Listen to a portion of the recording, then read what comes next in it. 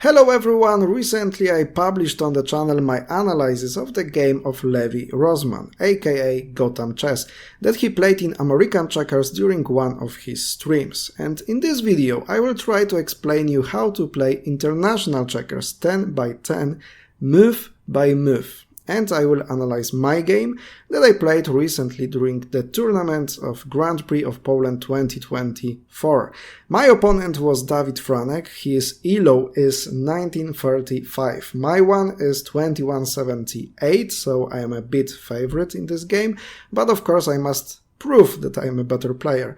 And the time control of this game was 15 minutes plus 5 seconds per move. David started the game with this move, 32-28, and this is the most common opening of the international draughts or checkers game, because you want to develop your left wing, while this 46 in the left bottom corner is considered the weakest checker in the beginning of the game. And my job, while I'm playing against theoretically weaker opponents, is to make the game sharp, to have tense position that will let me to create some chances. And that's why I'm starting the game playing 16-21. This is very aggressive, active move, because you try to develop your edge piece to the center of the board. And David accepts the sharp game by playing 31-26 and covering this edge square. After which I try to develop this wing by playing to 16, he goes to 32, I go to 7, creating this structure, this column, 6, 11, 17, and now my opponent plays 41, 37. Perhaps, to have better continuation, you can play 36, 31 or 42, 37, and you will see why. Because after this move that he played, I use the fact that he is missing a checker here on 41, and I use it to exchange here, 1923. That way I exchange forward, and of course exchanges are a good way of development in checkers games, because it creates a space for me to develop my left wing and my checker number 5. That way, of course, I also gain some tempos, and this is important because exchanging forward in a good way brings you closer to the king, to opponent's first row. That way you have more developed position. And of course, missing 41 is not allowing my opponent to exchange here 32-28. And if he would like to play there here, now I have the time to react by going to 27, and this is something similar that happened in the game, because David played 30-29, exchanging forward, and he puts a checker here on 29. This is a very important thing in this game, because that will be the checker that I will be using during entire game. To have maybe a bit easier game, he of course could have exchanged that way to 30. But after this one, I start to attack by going to 27, exchange 1 for 1, and that way I crossed the half of the board, going to the 6th row of the board. This is kind of an aggressive game. And my opponent attacked this piece in next 2 moves, after this short phase of development, because in the opening you try to centralize your pieces, to put it from the back to the center, like those moves that I've made, and finally he attacked my outpost on 27. Of course, attack is a source possibility of capturing my checker on the next move, and I must somehow react. I must defend this piece, and of course there are a few ways of doing that. For example, playing 11-16 and defend it that way. The other one is to cover the gap behind the piece by, for example, exchanging here 1 for 1, and another one is to use the exchange 2 for 2 that I have decided to play. 17-22, he takes, I sacrifice another one and take 2. That way I played it kind of passive way, because after all I made exchange back, but my opponent has this edge piece 26, and it's considered as not the best one in your game, because it can be used on many different ways. For example, by me sacrificing 1621, he would take, and maybe I would make some combination and get some advantage of it. And this one, 29, that I mentioned, stands here, and this is the point that I want to create my game around. Okay, so we are in the development phase again after the position opened, after exchanges, and I play this move, 14 to 19. I don't want to allow my opponent to play this move, 35-30, because it would let him to develop his right wing, and I just don't want to allow that. Because now after 35-30, I can simply sacrifice one checker, take two. So you use the simple combinations to limit your opponent out of some possibilities.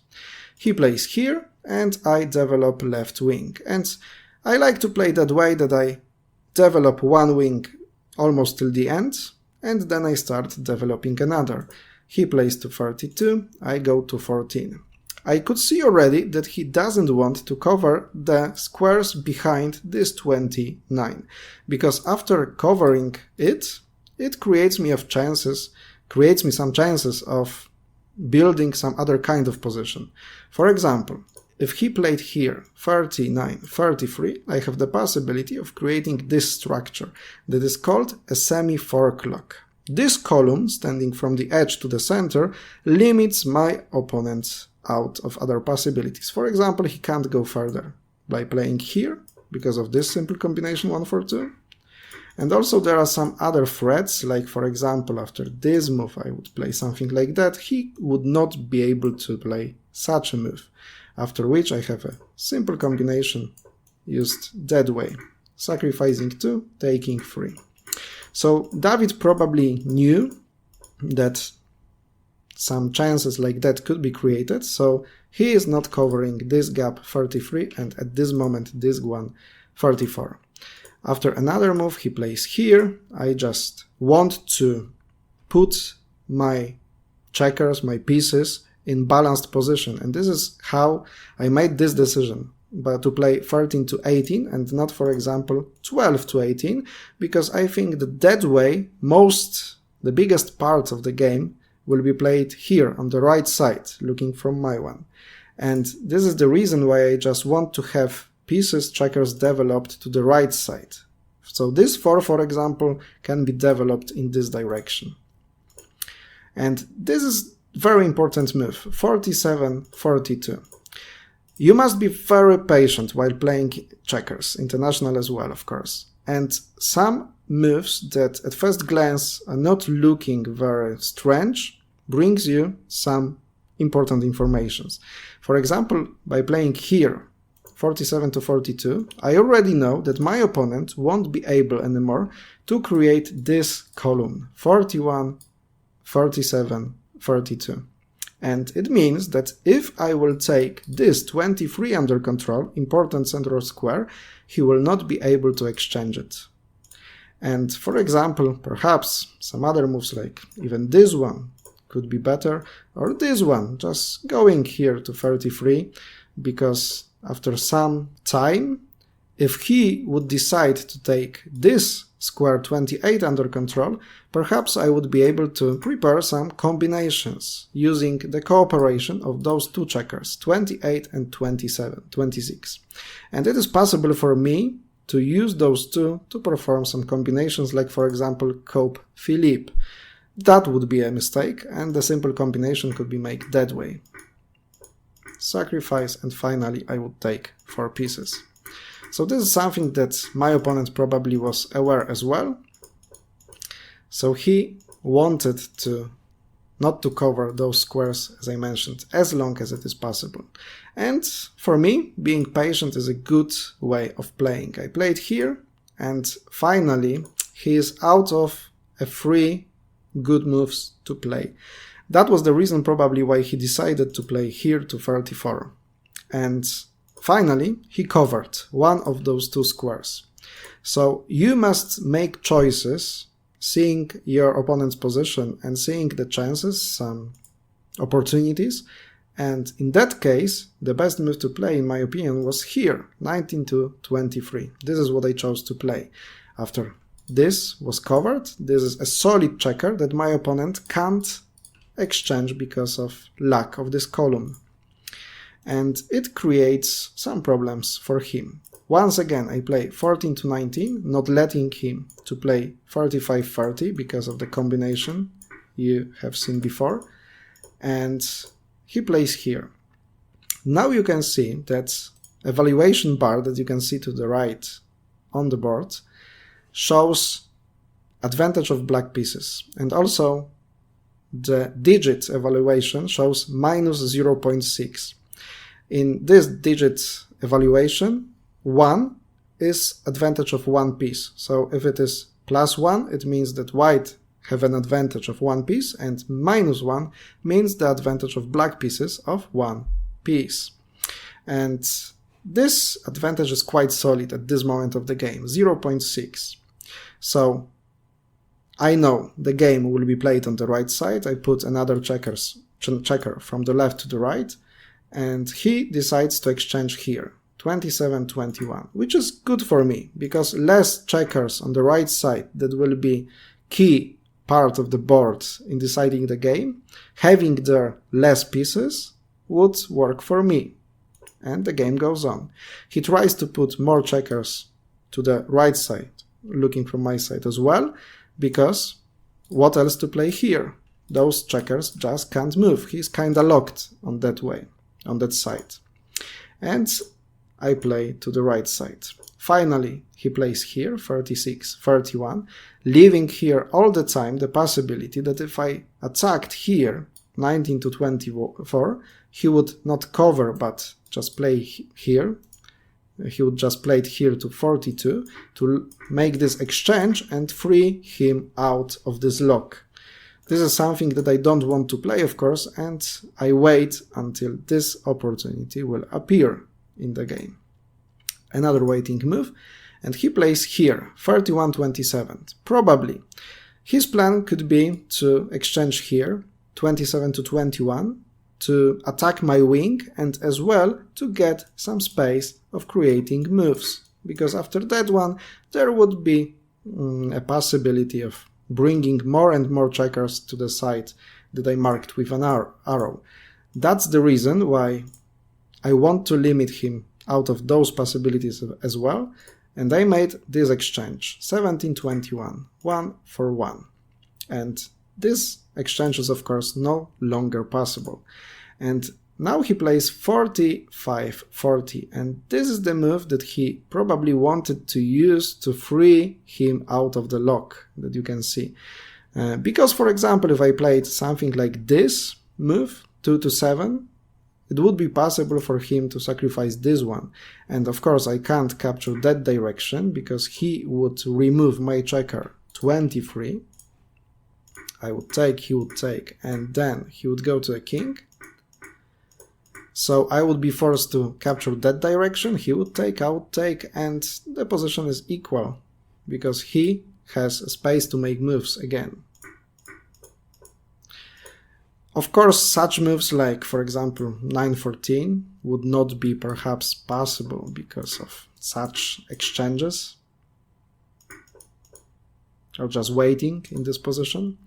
And that was the reason why I decided to play this move, 21-26, to limit him out of this sacrifice possibility.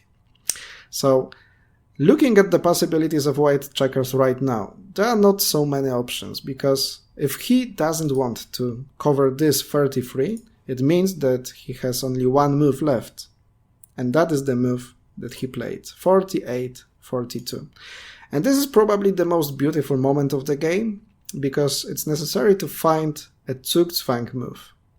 Zugzwang, known from chess, is the way of playing where you at first glance make a bad move that gives your opponent some chances, but the key in this position is that he is on the move.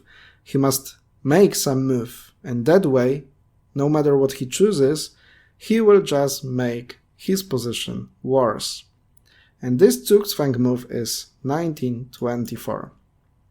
You can see now that if it was my move, I would take, he would take 2, and he would break this lock on the left side of things. But he is on the move, he must do something, and no matter what he will do, he is not having the possibility of making this exchange. That's the beauty of this move. Finally, he decided to cover it by playing here, and that gave me the opportunity of using the majority capture rule.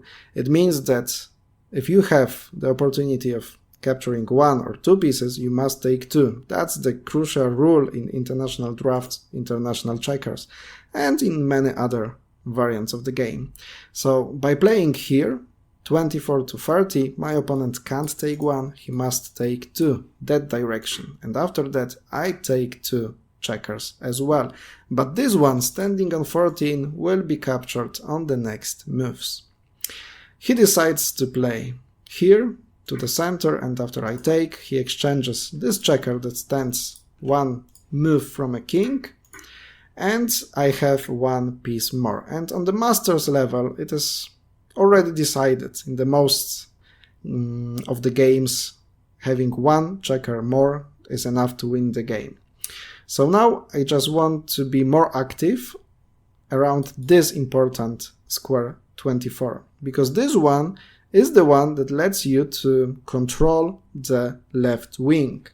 That is the reason why I immediately attack here. I didn't want to attack that direction, because after all, perhaps having some exchanges that way, I would not feel such a good control on this wing. That's the reason why I exchange immediately to 24. And after some other moves, where I try to control two edges of the board.